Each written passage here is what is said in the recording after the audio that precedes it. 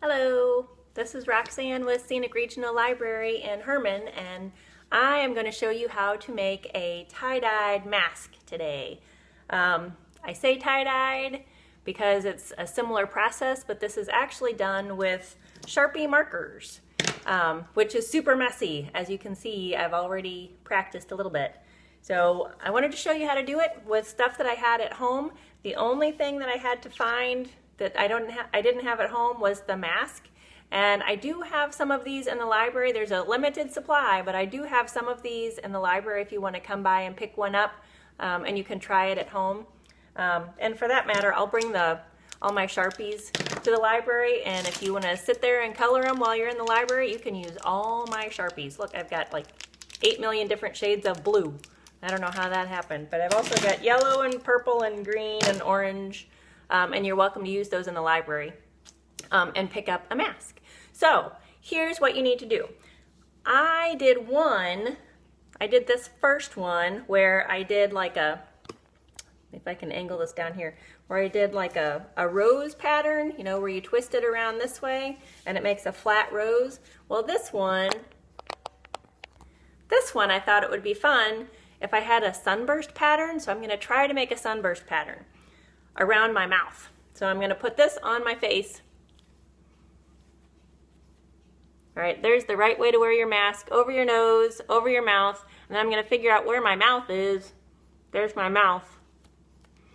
And I'm just going to make it one of those thingies where you pull it down tight and put rubber bands around it. So you need a mask, you need rubber bands, you need markers, you will need rubbing alcohol, and a bowl to put it all in.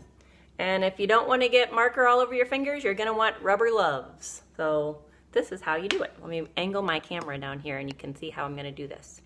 All right, so I've got it pulled up tight because that's where my mouth was. Here's my rubber bands. Put your rubber bands on there tight. Hopefully your rubber bands aren't so old that they pop off. I had one pop me in the face. That was exciting. You missed that part. So rubber band these as best as you can, and be sure to keep them tight all the way down. I got one more rubber band here. We'll use this guy. All the way. Rubber band him all over the place and make it tight. All little strappies are getting in the way there. Go that way. And that way. Go, go, go, go. Oh, shoot. He's trying to get away. All those little straps get in the way. Something like that. Okay. I think we got it now. I got it. All right. He looks like that. So I pulled them all tight. I made him one long mask noodle. And then you're going to take your markers.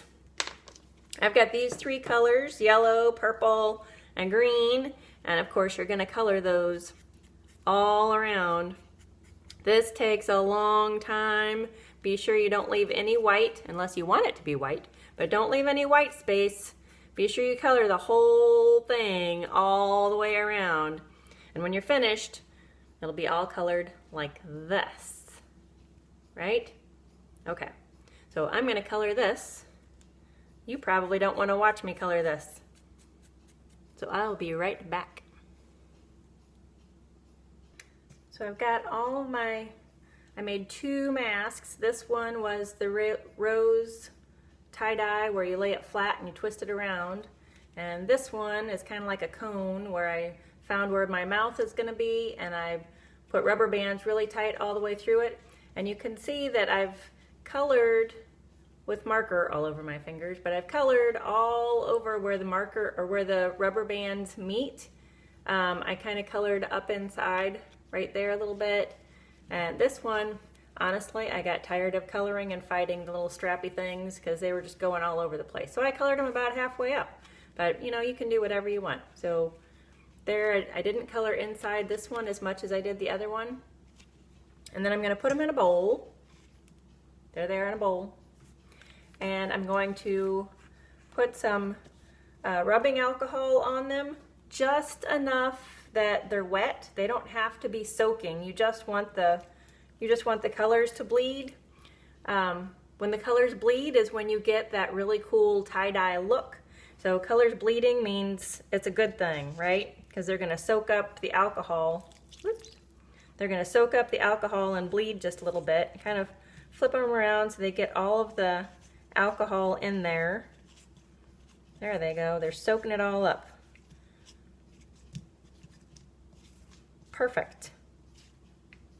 I didn't put a whole lot in there. You saw that, right? So I wanted to do this craft because I thought, you know, we have to wear masks nowadays because of the times that we're in and because of everything going on, and for everyone's safety you have to wear a mask, right? Well, wouldn't it be fun to do something interesting rather than wearing boring old black ones or boring old white ones or the surgical ones? Those just aren't very exciting. So this is fun. And wouldn't this be a fun after school project for a bunch of kiddos, right? In your family. Kiddos in your family. Let me rephrase that. All right, so this has to soak or absorb all the alcohol and all the marker. It's going to absorb that for the next like 8 hours. You can leave it overnight, or I guess you can sit here and wait for 8 hours. That seems like a long time to wait. I'm not going to wait, but you can wait. I'm going to turn the video off and then I'll be back. Okay friends, so I left them sit. I left my masks sit in their bowl for a couple of hours. I'll tell you that I did cheat a little bit. I didn't wait 24 hours, but I waited a little while. You don't want to put so much alcohol. I should have saved that. You don't want to put so much alcohol in the bowl that they're bathing in it. You want to put enough in there that they get wet. And then I took them out after, honestly, I think it was 5 hours. I took them out and I blotted them dry with a paper towel. You can see all the ink that came off of them. This is why newspaper was a good idea on the countertop. So you kind of blot them till they dry out a little bit. And then once they're dry and they've sat for a while, probably longer than 5 hours like I did, we'll open them up. Dun, dun, dun! It's so exciting! What are they gonna look like? I don't know. I don't know. Should I be worried? We'll see what happens. It'll be okay, right? It can't possibly go wrong. Let's see, what does this one do? Oh, look at that. Oh, that's really cute. That's the rose twisty one that I did when I laid it flat and twisted it around in a circle. That one is super cute. Look at that. Oh, I like that one. So then I'm going to leave that set in a place where it can dry overnight, and then maybe stick it in the dryer. And then, dun, dun, dun, now you can see my dirty kitchen. That's what I've been doing for the last couple hours, is making supper. Here's the other one. Cool! Woohoo! Look at that. That's where my mouth is. This one, after I finished it, I took the rubber bands off and I stuck it in the dryer on high cotton heat so it would dry out real good. And it still smells like alcohol. I should probably wash it. But I dried it, and I think that's really going to help. But they're so cool, and how fun is that? Ta-da! So have fun, make some masks, come into the library and pick up your supplies for it, and show me what kind of mask you can make when you tie-dye.